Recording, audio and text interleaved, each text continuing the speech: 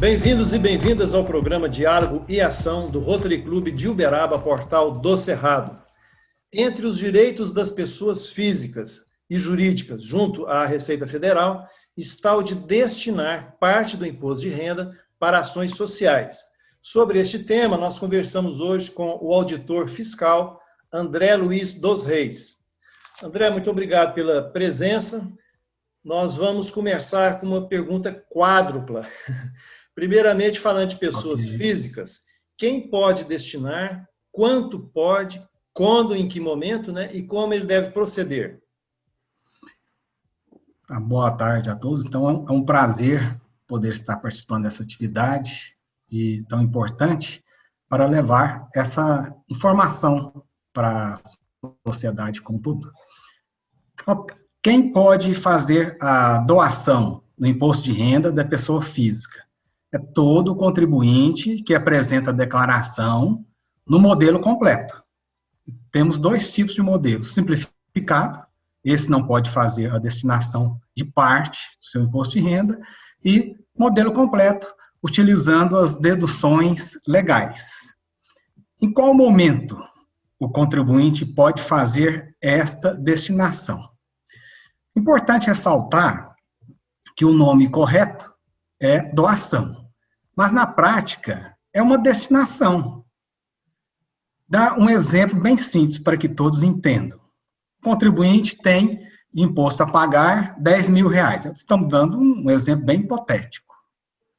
Mas pelo cálculo da sua declaração, pelo imposto devido, pelas deduções, chega-se, naquele caso hipotético, a conclusão que ele pode destinar desses R$10.000, ele pode destinar R$3.000. Então, o que acontece aí na prática? Ele, ao invés de pagar os R$10.000 de imposto, ele paga 7 e R$3.000 ele destina a um fundo, ao fundo municipal, estadual ou nacional. E esse fundo pode ser do Fundo dos Direitos dos Idosos e Fundo do Estatuto dos Direitos da Criança e Adolescente. Então, na prática, ele não desembolsa, ele apenas destina. Se tiver imposto a restituir também, ele pode fazer a doação. Dando mais um exemplo hipotético. Ele chegou à conclusão, fez os cálculos, tem R$7.000 a restituir. Mas ele pode fazer uma destinação, hipotético, de R$3.000. Ele faz aquela destinação de R$3.000 e aquele valor, ele é acrescido à declaração daquele contribuinte. Ao invés de ele receber 7.000, ele receberá R$10.000.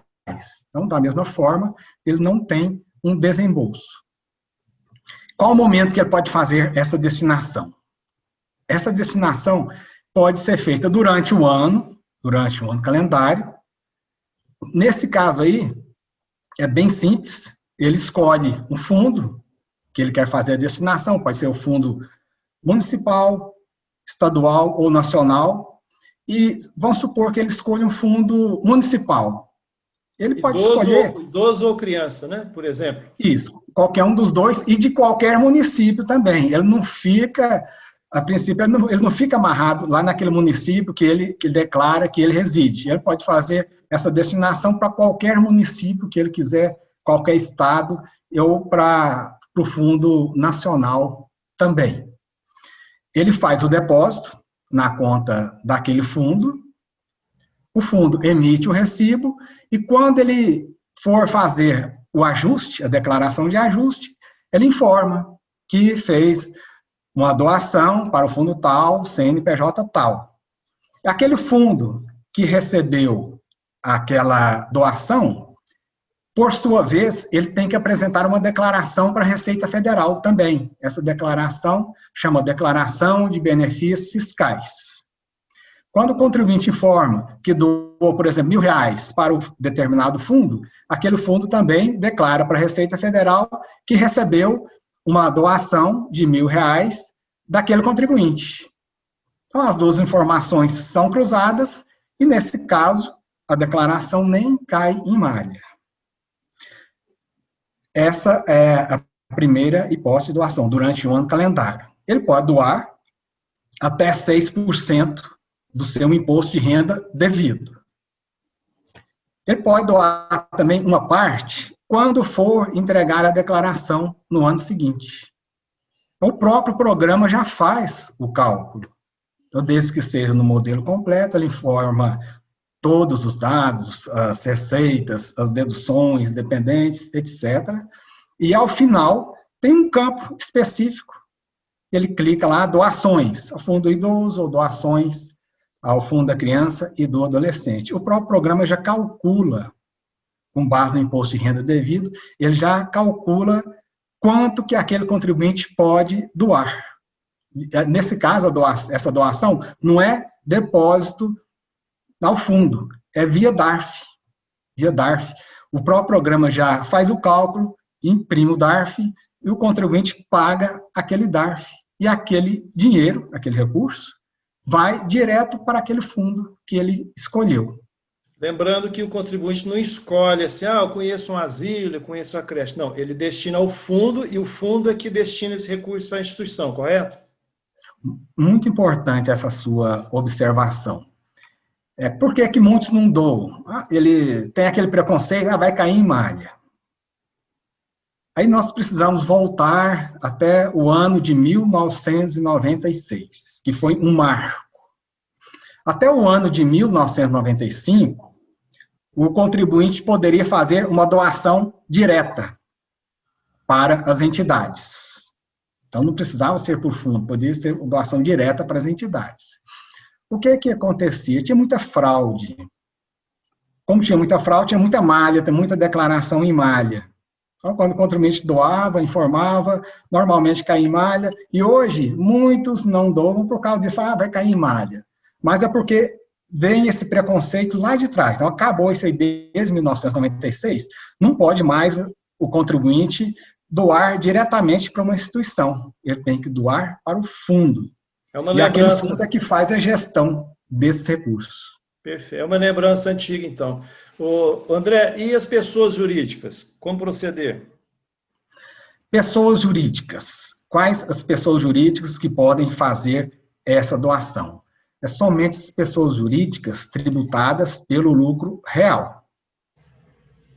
Então, as pessoas jurídicas do Simples Nacional, o lucro presumido, essas não podem fazer essa destinação. Por quê? Porque não é dedutível do imposto de renda. O lucro real, normalmente, são as empresas maiores.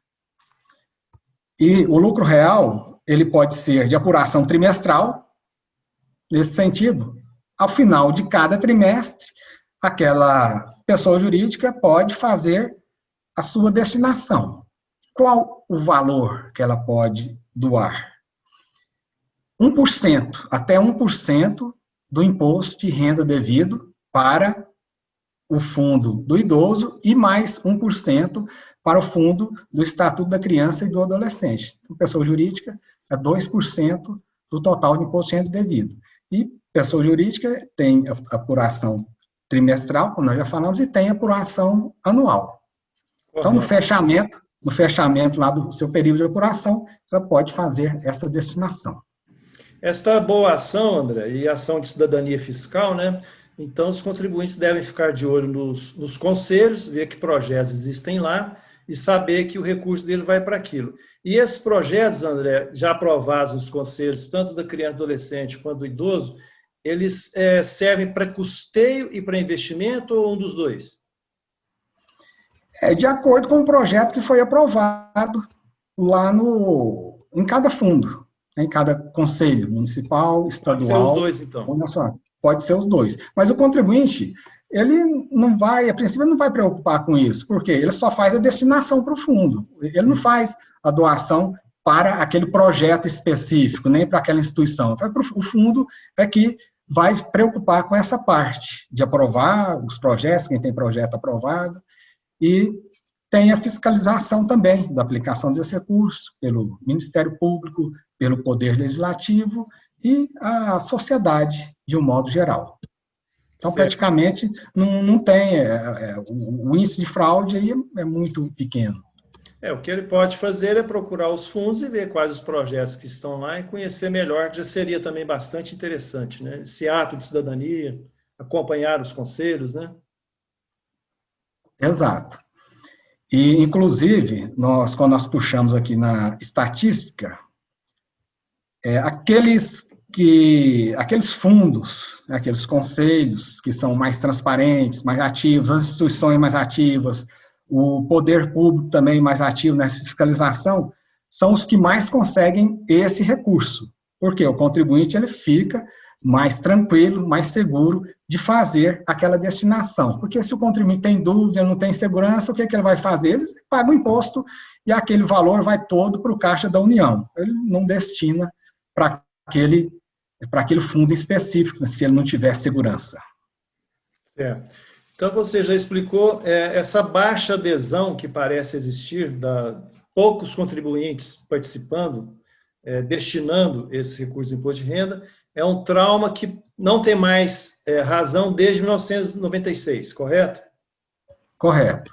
Então, mudou a legislação de lá para cá. Então, a doação agora é para os fundos, né? E os fundos são mais controlados, mais fiscalizados. A maior parte das pessoas, dos contribuintes que destinam hoje, está indo para idosos e adolescentes, mas também há possibilidades para cultura, audiovisual, esportes. Também há essa possibilidade. Agora, nesse caso aí, tem que ter um projeto aprovado especificamente em cada ministério. O Ministério da Cultura, o Ministério do Desporto. E tem também, além dessas duas, além dessas três nós falamos, né, o incentivo ao Programa Nacional de Apoio à Atenção da Saúde da Pessoa com Deficiência, que é o PRONAS, e também tem incentivo ao Programa Nacional de Apoio à Atenção Oncológica, PRONON. Nesses casos também tem que ter o projeto aprovado no Ministério da Saúde. E são vinculados, no caso oncológico, certamente deverão ser projetos vinculados a hospitais oncológicos, devidamente reconhecidos no SUS, né? Isso, e com o projeto aprovado pelo Ministério da Saúde. E o outro é, no caso, da pessoa com deficiência física. André, passado tantos anos, de 96 para cá, né? Você acha que faltou por parte da sociedade, talvez até do governo, uma campanha maior aos incentivos? Isso ainda pode ser feito, né?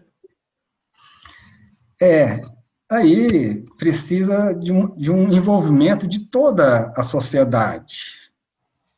Nós temos aqui a grande parte das cidades, quando nós puxamos a estatística, elas conseguem reverter muito pouco desse recurso disponível. Gira em torno de 1%, 2%, 3%, no máximo 5%. Poucas passam de 5% daquele montante que fica disponibilizado para cada município.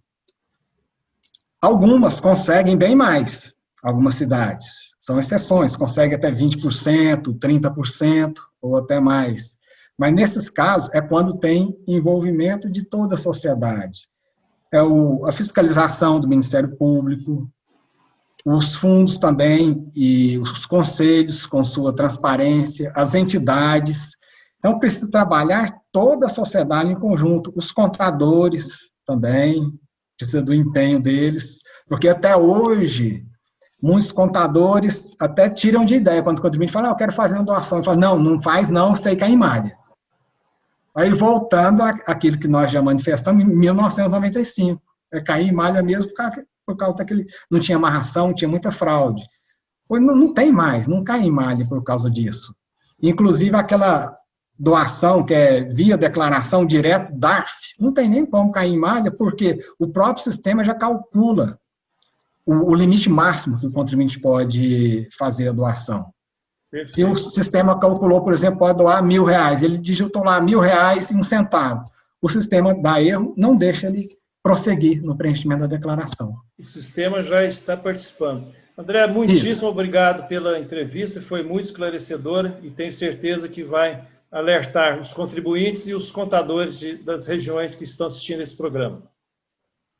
A Receita Federal agradecemos aí essa oportunidade de poder trazer esse esclarecimento ao público e estaremos sempre disponíveis para maiores informações.